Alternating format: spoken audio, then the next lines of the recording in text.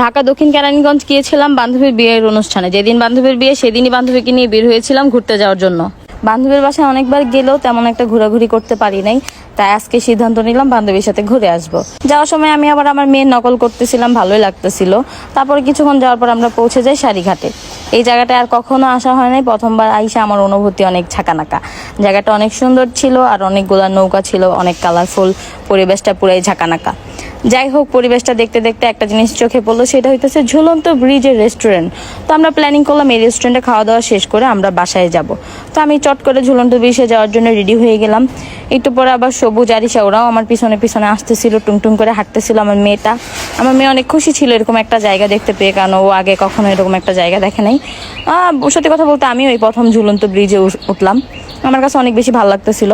তো ওখানে যাওয়ার পরে জানতে পারলাম জায়গাটা বন্ধ।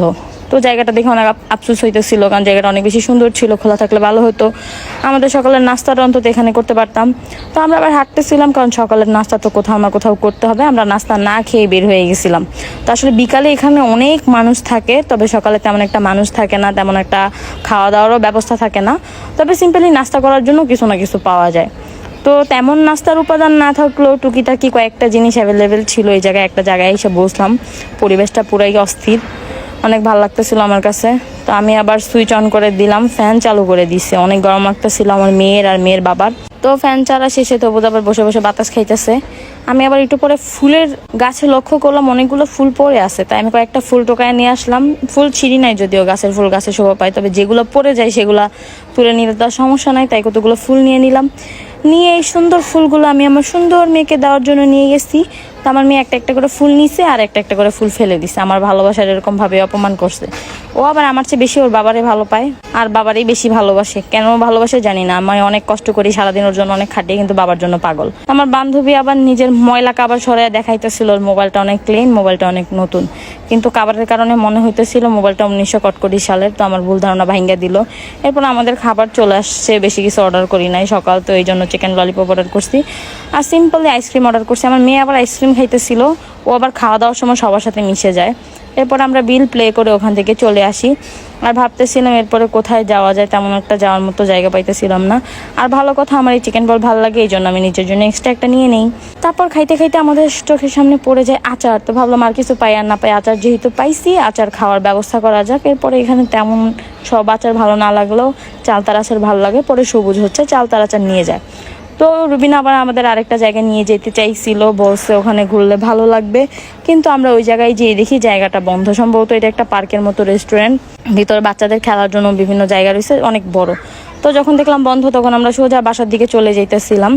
আর এই জায়গাটা খুবই খোলামেলা, ঢাকার মধ্যে জায়গা যে এরকম হইতে পারে আমি আসলে ধারণা ছিল না। আমি বান্ধবীর বাসায় আসলে তেমন একটা ঘুরতে বের হইতাম না, তবে যেদিন ওর বিয়ে সেই দিনে যে ঘোরার সৌভাগ্য হবে এটা কে জানতো।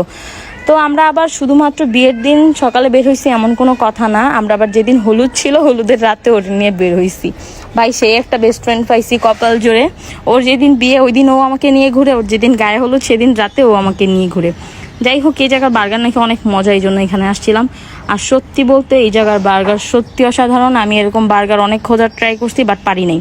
আমি বাসায় আইসেও এরকম বার্গার অর্ডার করছি, বাট আমি এই বার্গার খাইতে পারি নাই, কারণ এরকম টেস্ট ছিল না। তো এক একজন আবার এক এক রকমের বার্গার অর্ডার করছি। সবুজ আবার পাকনামি করে নাগা বার্গার অর্ডার করছে। আমি যে বার্গারটা অর্ডার করছি ওইটা অনেক মজা ছিল, বাট সবুজেরটা মজা ছিল না। সবুজেরটা মজা ছিল না, ওইটা আমি কিভাবে জানছি সেটা আগে বলে নেই।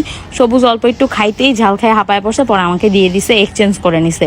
আসলে ও জানে আমি অনেক বেশি ঝাল খাইতে পারি, তবে ঝাল খাইতে পারলে কি হয়েছে, ওই ঝাল নাগা বার্গারটা তেমন একটা ভালো লাগে নাই আমার কাছে। তো যাই হোক, আমরা যখন খাওয়া দাওয়া শেষ করে চলে আসতেছিলাম, তখন ডাইনে বামে তাকাই দেখছি অনেক পরিমাণে স্ট্রিট ফুড ছিল এই জায়গায়, প্রচুর পরিমাণে ফুটপাতে খাবার বসে বিভিন্ন আইটেমের। তো আমাদের আসলে কলেজ গেটেও এত বেশি আইটেম পাওয়া যায় না, রাতের বেলা এত খাবার পাওয়া যায় না। তো বাসায় এসে দেখি সবাই রেডি হয়ে গেছে হলুদের জন্য, বিশেষ করে রুবিনার ভাস্তি, ও আসলে রেডি হয়ে টুক করে আবার চলে গেছে। কেন চলে গেছে পরে বলতেছে। আর আমরা সাথে চলে আসছি, আইসা দেখি পুরা হরদমে নাচানাচি চলতেছে। দুইটা কিউটের বাচ্চা আইসা টুং টুং করে নাচতেছিল, পুরাই কিউটের ডিবা লাগতেছিল শাড়ি পরাতে দুইজনকে, হরদমে নাচতেছে। আপনারা একটু নাচটা উপভোগ করেন।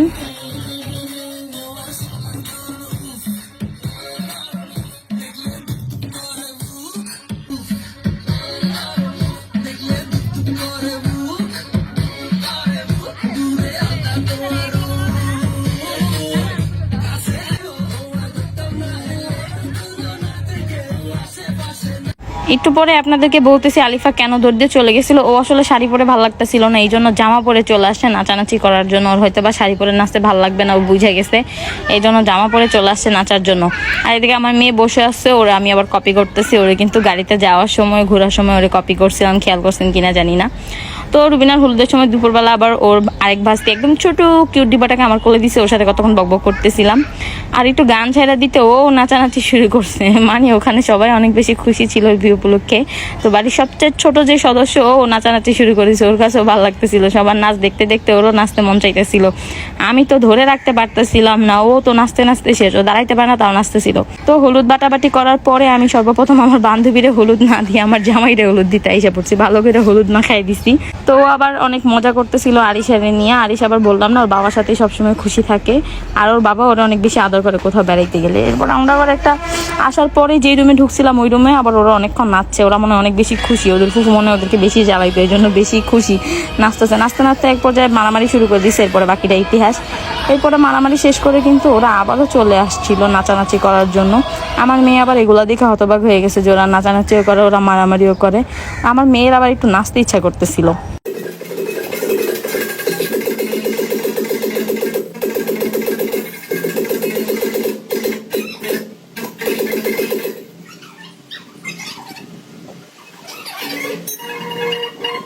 ওদের নাচ দেখতে দেখতে আমার মেয়েরও পায়ে তাল উঠে গেছে, ও নাচতেছিল আর আমারে টানাটানি করতেছিল আমি যেন ওর সাথে নাচতে যাই। তো এটা তো আর সম্ভব না, আমি তো আর এখন নাচতে পারবো না, কারণ একটু আগেই আমরা জার্নি করে আসছিলাম। এর পরের ঘটনা এটা। তো আজকের ভিডিও এই পর্যন্ত, আপনারা ভালো থাকবেন, পরবর্তীতে দেখা হবে অন্য কোনো ভিডিওতে। এই পর্যন্ত সবাই নিজের খেয়াল রাখেন, সুস্থ থাকেন, আল্লাহ হাফেজ।